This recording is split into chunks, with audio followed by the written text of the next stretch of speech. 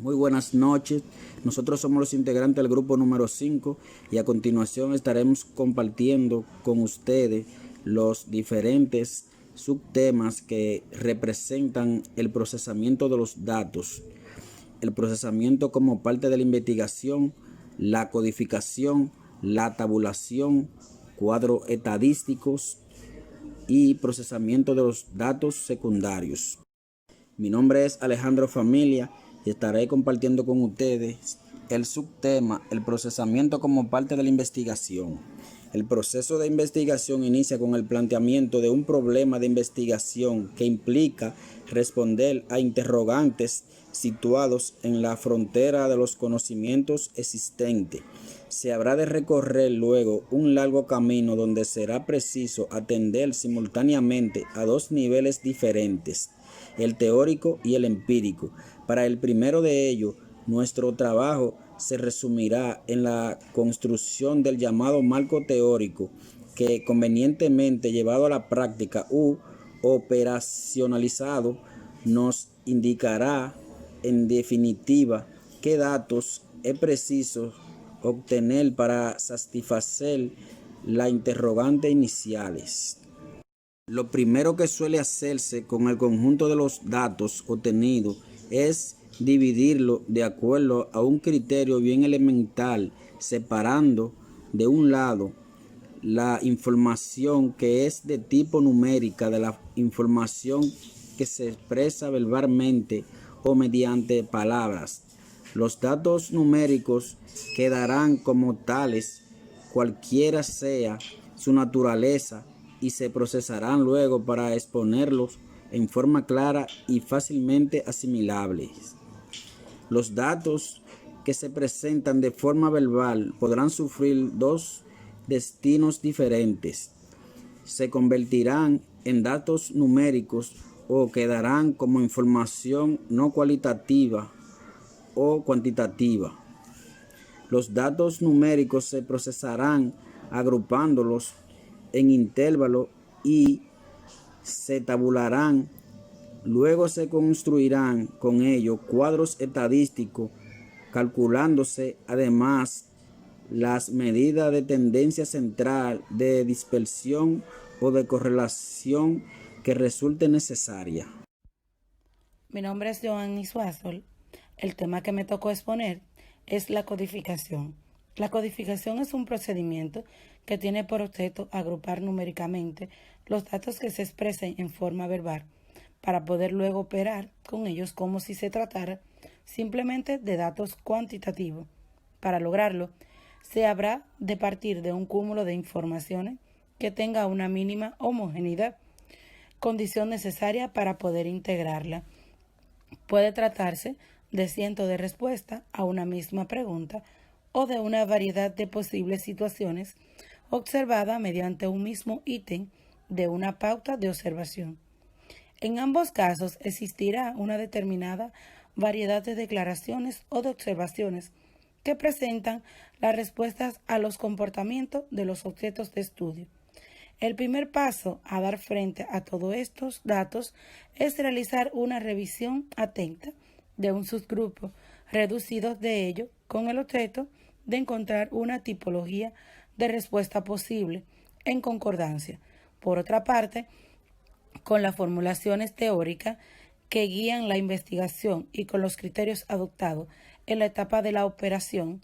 A cada categoría de respuesta haremos de darle un código particular, un número o una letra diferente que servirá para agrupar tras de sí todas las respuestas u observaciones que sean idénticas o que al menos aparezcan como equivalentes.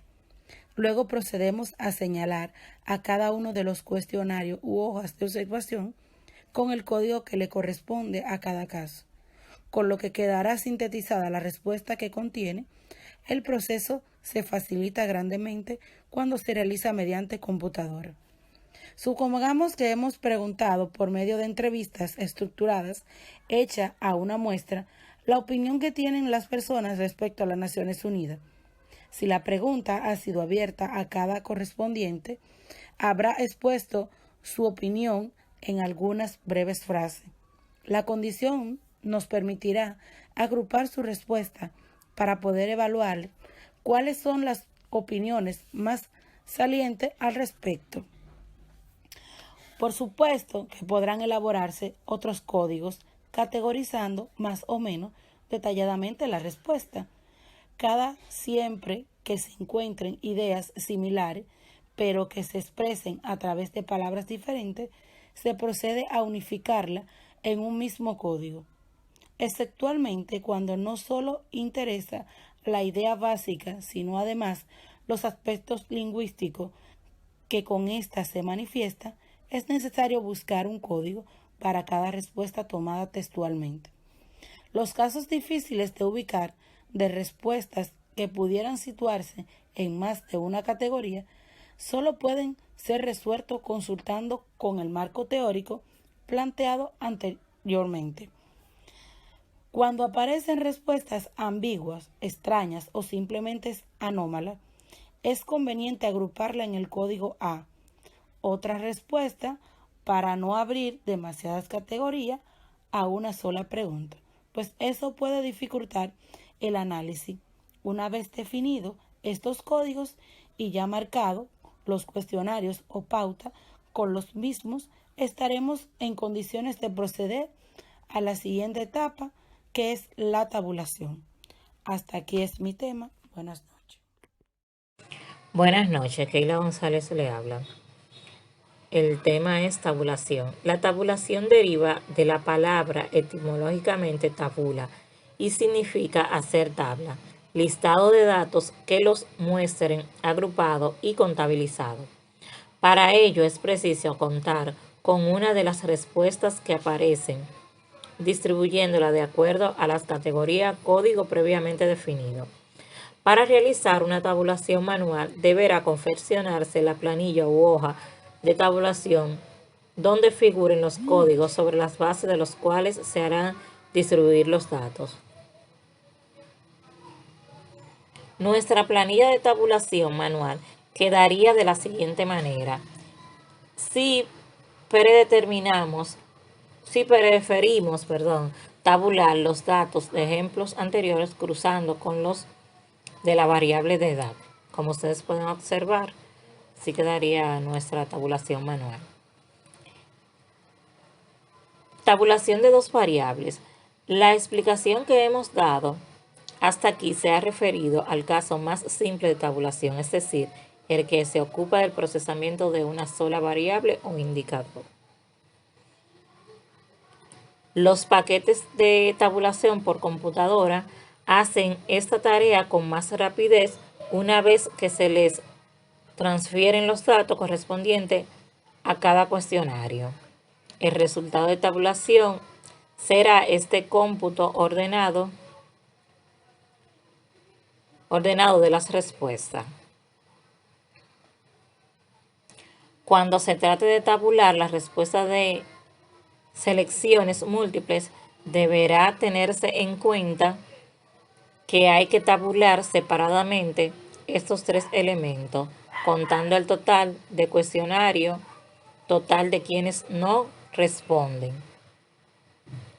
Si el total de 50 personas de la encuesta ha respondido, solamente 46, pero si hay varias de ellas que han expresado más de un motivo como causa de su presencia en la ciudad, podría presentarse la siguiente situación.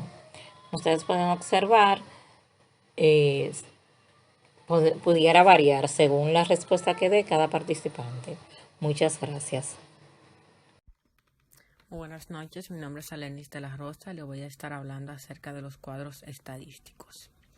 Estos son aquellos que proceden luego de terminar con la tabulación de toda la información contenida en los instrumentos de recolección, donde luego presentamos los resultados de modo tal que estos puedan ser fácilmente entendidos aún para los lectores no especializados.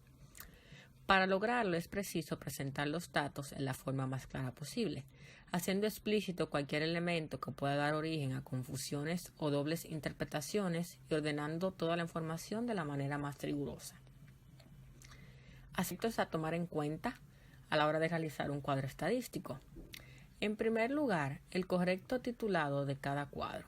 Ello significa que el título debe contener todas las características de la información que se representa, en forma concreta, específica y no difusa. Cuando en un cuadro aparecen dos variables, deberá mencionarse primero aquella que suponemos dependiente y luego la independiente.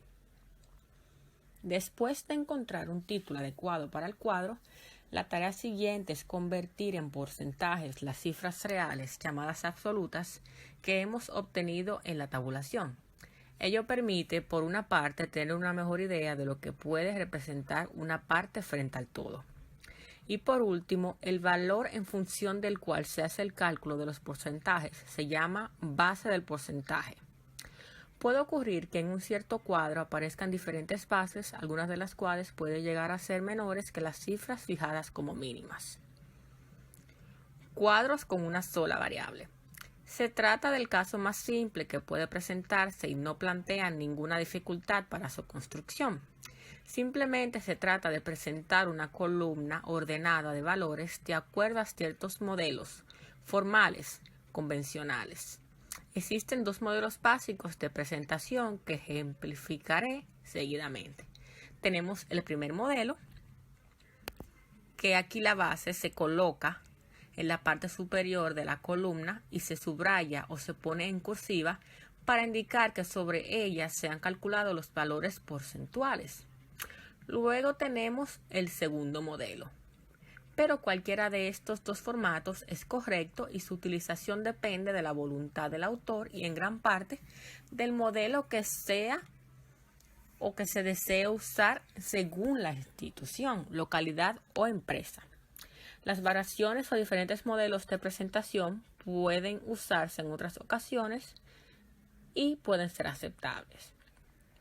Y para finalizar, cuadros con dos o más variables son los que presentan el comportamiento simultáneo de más de una variable cuando se trata de mostrar sus interrelaciones recíprocas.